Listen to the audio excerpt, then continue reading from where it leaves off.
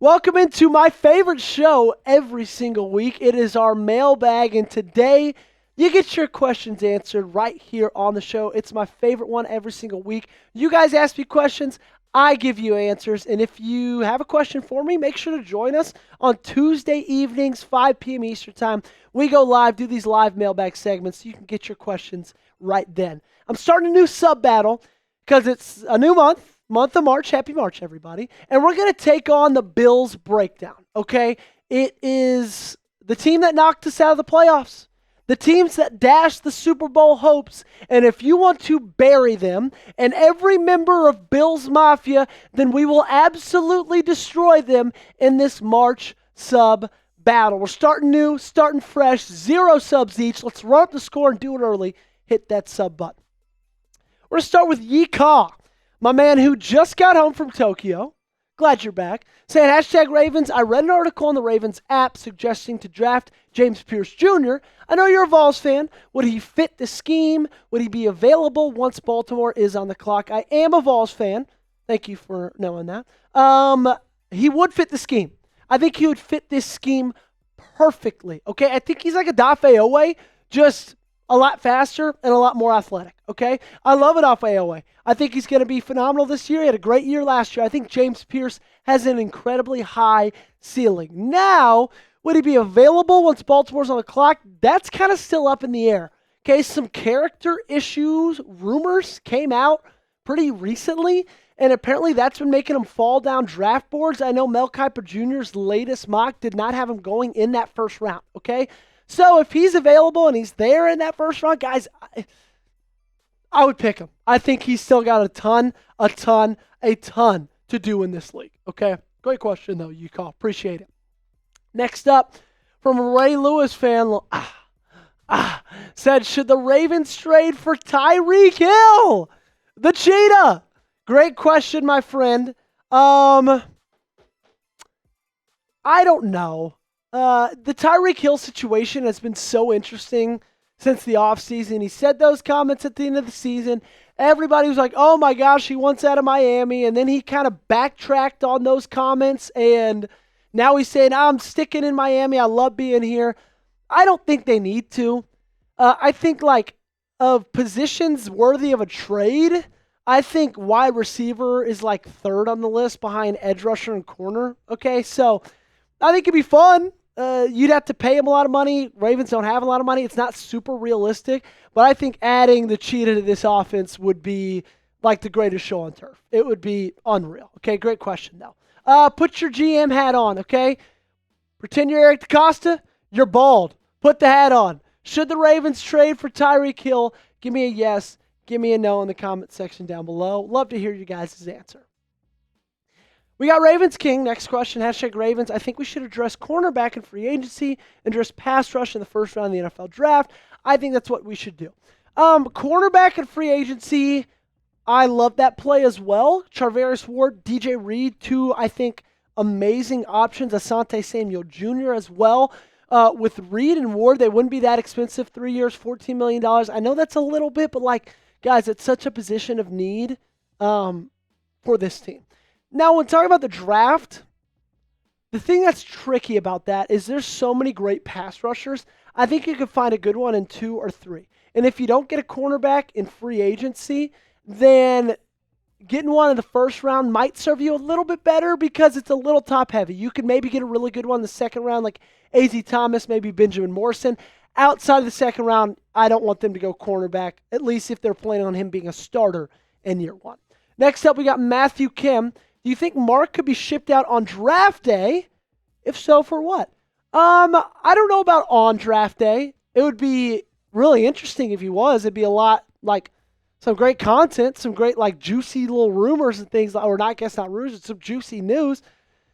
I don't know about on draft day. I think before that, if they're going to ship him out for what? To answer that, I would say a 4th round pick. Probably 4th round pick, maybe a 3rd for Mark Andrews. That seems a little bit high. I think some teams to keep an eye out: Los Angeles, Denver. I think those 2 teams could make that happen. Speaking of making it happen, you know who makes it happen every single day? It's our great sponsor over at Factor. They've got amazing meals, so easy to get ready. And are you ready to optimize your nutrition this year? That's pretty much the basic question. And if so, Factor has chef-made gourmet meals that make eating well easy. They're dietitian approved and ready to heat and eat in just 2 minutes. So you can fuel right and feel great no matter what life throws at you.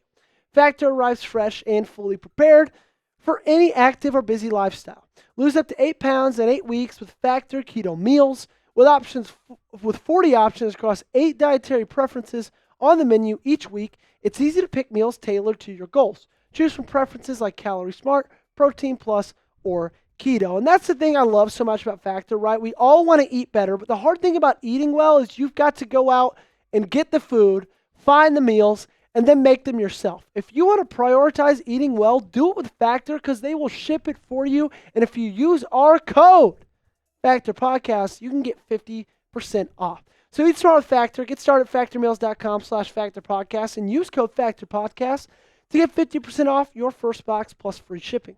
That's code FactorPodcast at factormeals.com/factorpodcast to get 50% off plus free shipping on your first box. The link to this promo is in the comments and description of today's video. Next up, we got Attendance Squad saying, can you name the top 3 players you would like to cut for the off season? Justin Tucker, he's a post-June 1st cut. I think that one's pretty self-explanatory. Also would save you around $4 million. I think Arthur Millette might be a good cut option. That'd save you around $2 million. And David Ojabo. That would save you around $2 million as well. 4 sacks in the last 3 seasons. Just can't seem to get healthy.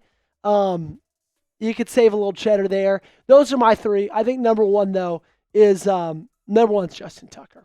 Next up from Rainmaker, sick profile pick, said, #Ravens, can the Ravens make a trade for a legitimate pass rusher by trade or in the draft? They can trade for a legitimate pass rusher like a Max Crosby or Myles Garrett. It would cost a ton, 2 first-round picks, and you'd probably have to sign them to a contract extension, which I don't know if that's very realistic for Baltimore with all the money they already have elsewhere to guys like Lamar Jackson and others across the payroll. I'm trying to think of other legitimate pass rushers that would be available by trade that would be a little bit cheaper than a Max Crosby or a Myles Garrett. They could get a guy in free agency, Josh Sweat. I love his game. Love what he did in the Super Bowl. And then as long as the draft, as far as that, I would love to, if Mike Green is still available in the 20s, you have 4 6-round picks, 2 4th-rounders. I'd trade a 4th and a 6th to move up to 20 to get Mike Green. That's what I would do. Next up, we got Kimberly Harmon, second to last question here, saying, #Ravens, do you think we get a kicker in the draft if Justin Tucker gets cut? I think maybe, Kimberly. Great question. Eric DeCosta mentioned in his presser that, they're evaluating kickers. They're looking at kickers, and I think that they should. Not only is Justin Tucker have his whole everything going off on this offseason. Okay, I don't want to get too into the weeds in that. That's for another day. But he also was really bad this past year. I know he turned a corner a little bit after the bye week, but he was the worst kicker through the first 12 weeks of the season. He lost you multiple games. I would love if they went kicker in the draft. I think that would, I wouldn't mind it one bit. Not one bit at all. Last question of the day coming from Ravens fan for life. I love the old school Ravens logo. Do you think the Ravens will trade for Deebo Samuel? Maybe. That's my answer. I know it's not a lot. I'll go into it. I think Deebo's a little bit washed. He didn't separate very well. It was obvious he can't really be a wide receiver 1. That's the good thing about Baltimore is you're not really asking him to be a wide receiver 1. He wouldn't be. He'd be like a wide receiver 2 or 3, kind of like a gadget type guy. I think he'd be great in this offense. I think Todd Monken could use him really, really well. Just don't know if he's worth the money. I think he might end up being cut. If he's cut, I'd love to sign him. Don't know if I would love to trade for him. Don't know if that's something that Baltimore will do, even though Adam Schefter said they would. Be Eric DeCosta for me. What would you do with Deebo Samuel? Would you trade for him? Would you pass on him? Let me know in the comment section down below by typing T for trade, typing P for pass. Thanks so much for watching today's video. If you guys want to be on that mailbag next time, you can. All you got to do is show up to our weekly live shows. This past weekend was Thursday. Things got moved around. They're every Tuesday, 5 p.m. Eastern Time. They're an absolute blast. They go about an hour. You guys get your questions. I answer them. You're on screen. It's the best part. Everybody wins. Thanks so much for watching. Make sure to hit that sub button. Turn on notifications. Do all the things. Appreciate you guys. Y'all have a great day.